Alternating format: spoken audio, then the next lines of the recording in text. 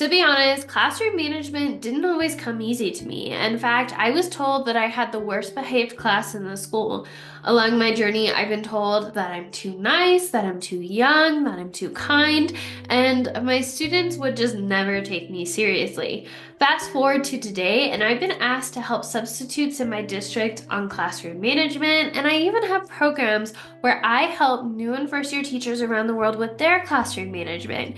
So you might be wondering what's changed. Well, today I'm going to dive into the three mindset shifts I changed to have a great classroom management experience. So with that being said, let's dive in.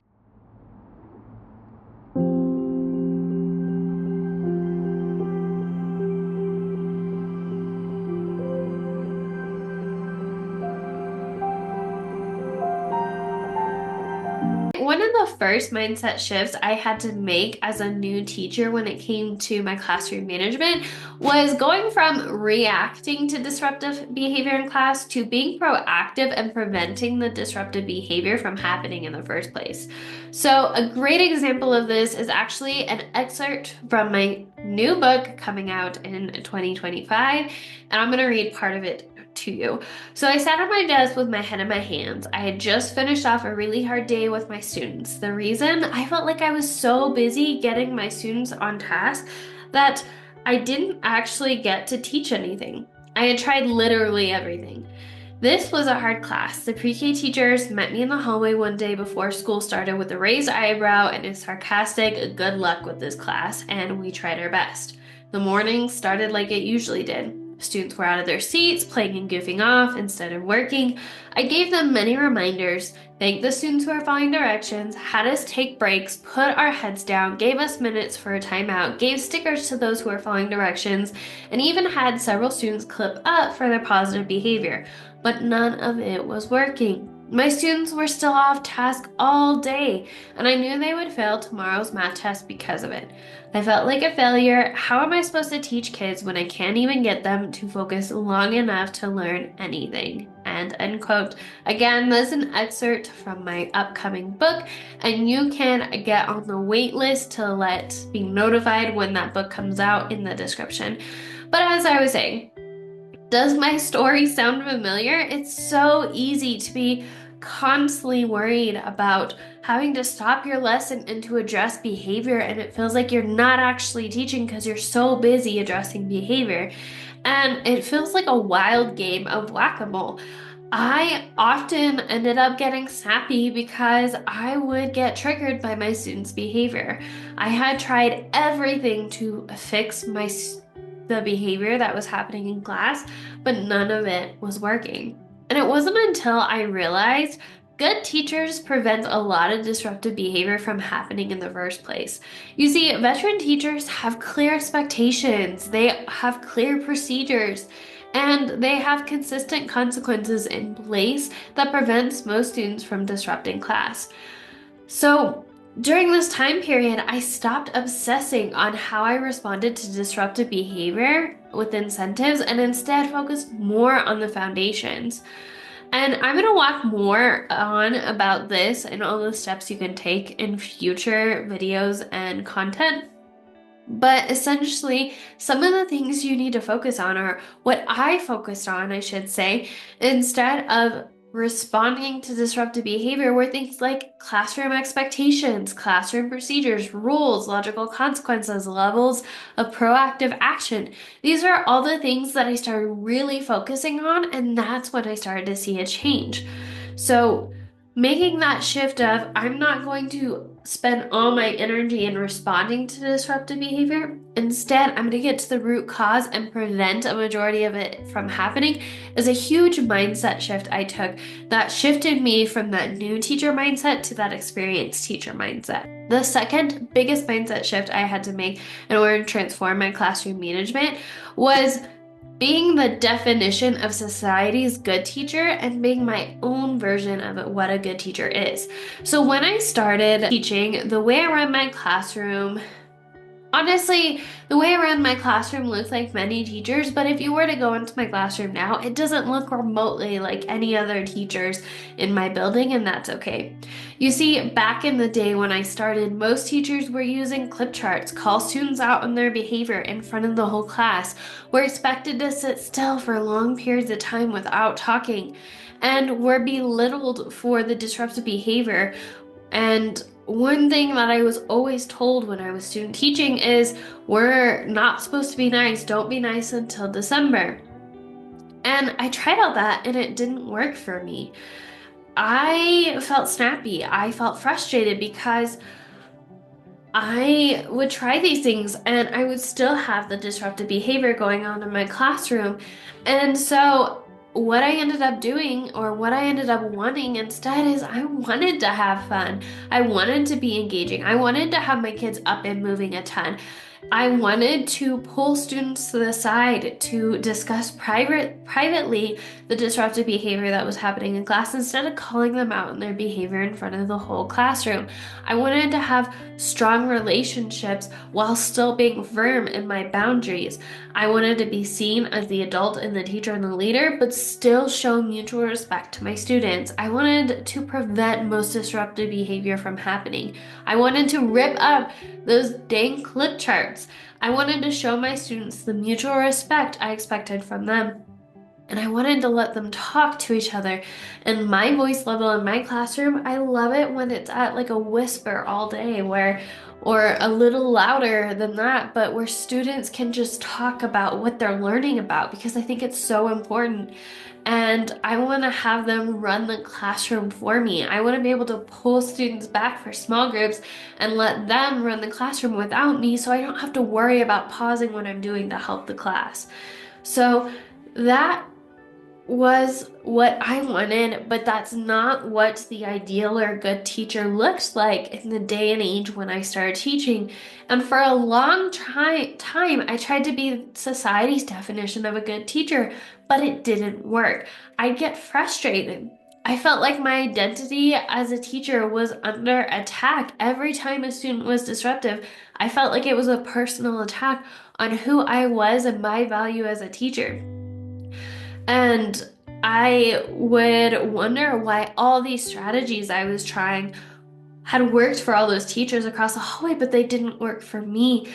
And it wasn't until I got clear on what my definition of a good teacher was that I really started to see that shift and I started choosing strategies that were aligned to the teacher I wanted to be.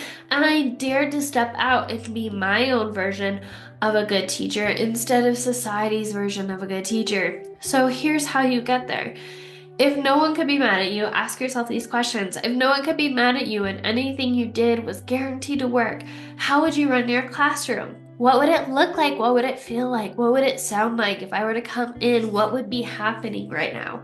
And then once you answer this question, start going for strategies that align with that kind of teacher, not society's definition of a good teacher, but your definition of a good teacher. And what you're going to find is those strategies are just going to run so much more smoothly for you because they are aligned with you as opposed to doing what society considers the norm and good teaching.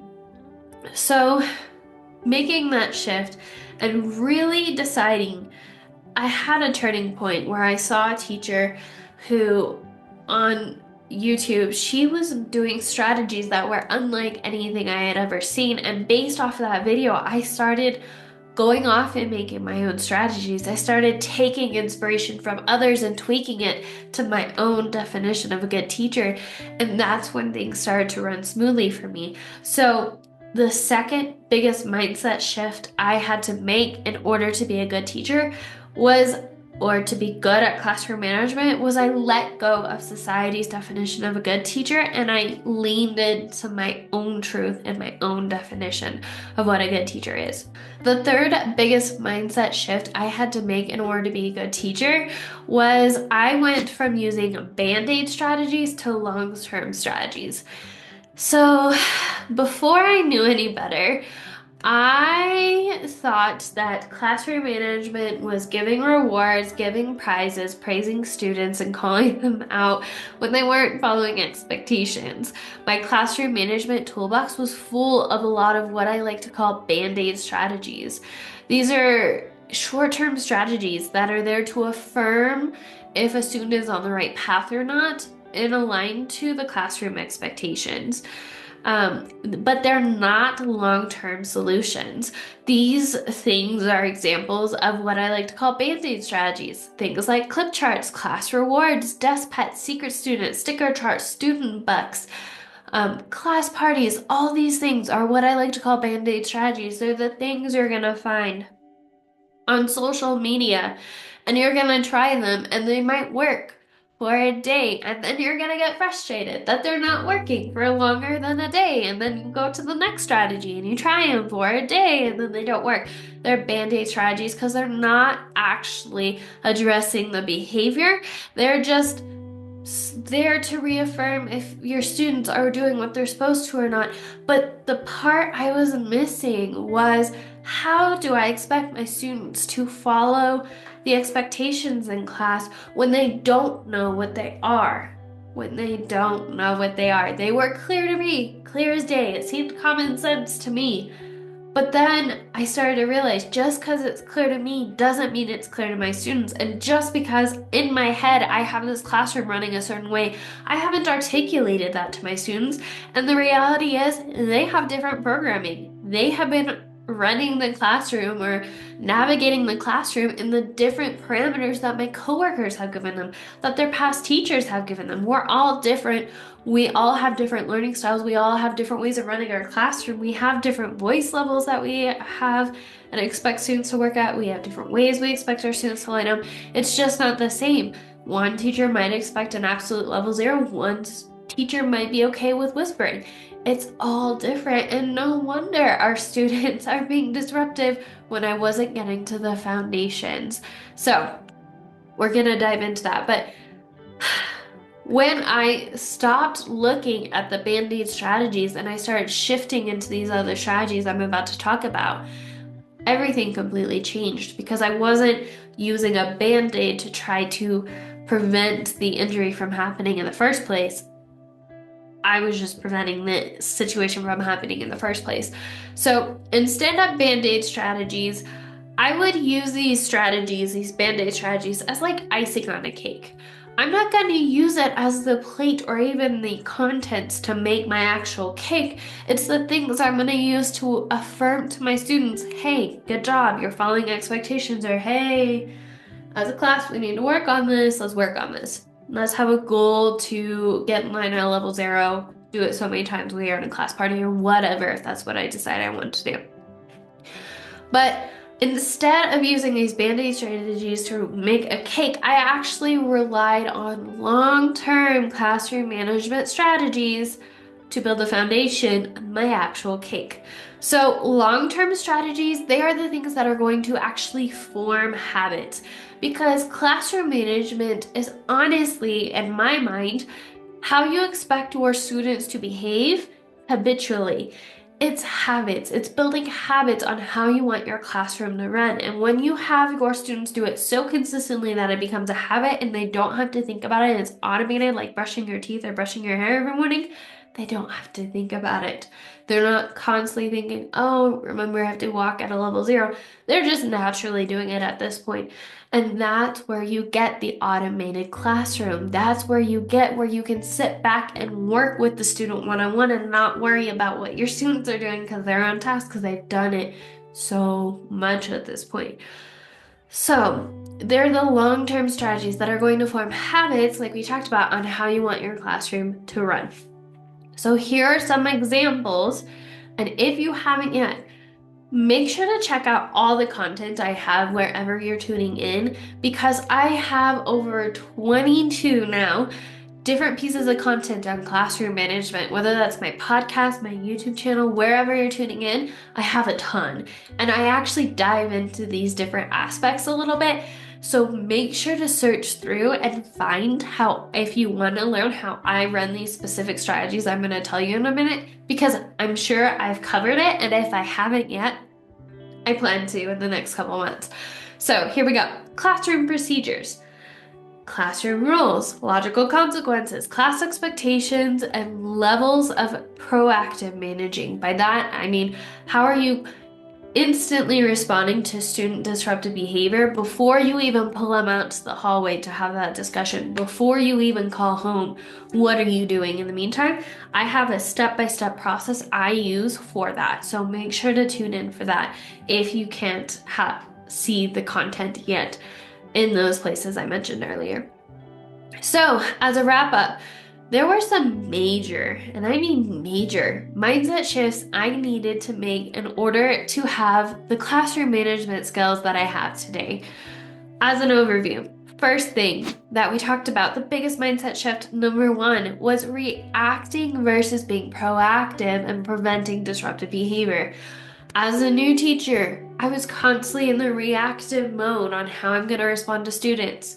As an experienced teacher, I went to how can I prevent a majority of disruptive behavior from happening in the first place, and how can I do that consistently so my students do it without me having to remind them and they don't have to think about it. The second biggest mindset shift I had to take was taking society's good teacher versus my definition of a good teacher. I let go a lot of the strategies I was taught as a new teacher, as a student teacher from my peers, not because I think they're bad. They have their ways of running their classroom, and that's totally fine. It just was not aligned to me and how I wanted my classroom to run. So I took it, I tweaked it, I made it my own, and that's all teaching is. So letting go of society's definition of what a good teacher looked like, and getting crystal clear. What does a good teacher look like to me? What does good classroom management look like to me? What does an ideal classroom look and feel like day to day for me? Is it at a zero? Is it whispering? Are people working independently? Are people working in groups? What does that look like? Get clear on that. Choose strategies from there. The third thing is I went from using band-aid strategies for my classroom management to long-term systems. I'm gonna be honest, these long-term systems, they're not that sexy. They're not the things that are like the dazzling things that are gonna get you a ton of likes on social media, but they work. When you go back to the foundations, you can then add these fun classroom management strategies as icing on a cake if you want to, but they shouldn't be your whole classroom management plan. So, here are some next steps if you want to continue this conversation on classroom management. First off, I've been asked a ton of questions on classroom management, and instead of answering the same 10 questions over and over again, I created a classroom management guide. So the classroom management guide is all the top 10 questions I get asked about classroom management. I created, YouTube, podcast, blog post episodes on it, and I put it in the guide, links in a guide. So things like how to deal with a chatty class, what to do when students aren't being respectful to you, how to get your students to line up, all these things I put into one. Which procedure should I be teaching? All of that I put into one guide. So make sure to check that out in the description down below so you can grab it. It's free, my gift to you. I want a free resource for all the teachers in the world who want quick answers, and honestly, it would take me a while to DM all of you back and email all of you back. So my gift to you, I hope you find it helpful. Second thing is I have a free 3-day classroom management event happening at the end of this month where I'm diving deeper into strategies I actually focus on for classroom management. So make sure to check out that 3 live day event because it's going to be a lot of fun. And again, it's free. You can get access to the replays if you're watching this after that time period is up. So even if it's been a while since this content's come out, make sure to check out the description because you will get access to the replay. Third thing, I realized that as a teacher, I really wish a teacher just said, here is all my classroom management stuff and a gift tied with a bow. And so what I did is I ended up doing that. I literally put all of my things like my classroom jobs, classroom procedure slides, my secret student, like everything I use in my classroom. I made it into like 5 or 6 different themes because I don't know about you, but sometimes I would see a really good thing for classroom management or something, but it didn't really match my theme. I'm a theme girly. I'm a teacher from elementary. You can blame that. So I made 5 different themes, all the resources put in a bundle. So if you want to check out that bundle, make sure to check out the description down below. You can, even if you go through just to see what's in there and get inspiration for your own ideas, or maybe there's specific things in that bundle you specifically want just that thing, make sure to check out the description because like I said, everything. Everything classroom management I possibly need, I put together in a boat and set it out to the world like here. Whoever needs this, it's there for you. Even if you take it as inspiration, I highly recommend you check it out because it's a great starting point to see what's going on in my classroom and to see what other teachers I'm coaching with are using in their classrooms. All right, so that wraps up the top 3 biggest classroom management shifts I've had to make in order to go from struggling with behaviors to creating a classroom that honestly just runs on its own and I absolutely love. As always, remember we are stronger together and I'll see you in the next one, teacher bestie. Bye!